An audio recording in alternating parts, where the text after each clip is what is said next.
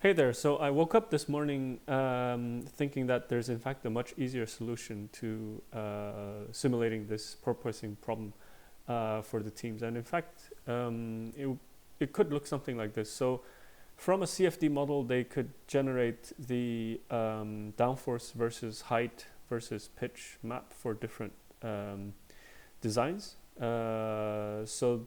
would map out the how the force is acting on the entire vehicle body as it goes through different ride heights and also different pitch angles.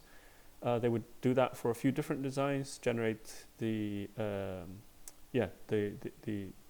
force versus height and pitch maps, and simply feed that into a very simple single track ride model, which you can probably set up, in a few hours in Simulink. So the Simulink model, I would imagine, can be made quite very quickly.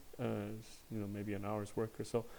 The main time consuming portion is the CFD maps. But once that's done, you would just feed that into the single track ride model as an external force and moment, and run that down different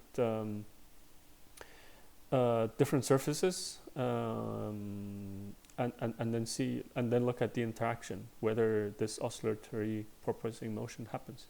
I would imagine this is probably the easiest way to solve it, and especially because this porpoising thing mainly happens just at high speed, so that would give quite a quick solution. So I mean, in the other video, I mentioned how if you did coupled CFD with a ride model, you could solve it, but the challenge was that it was very time consuming. So I think this would be a much simpler solution.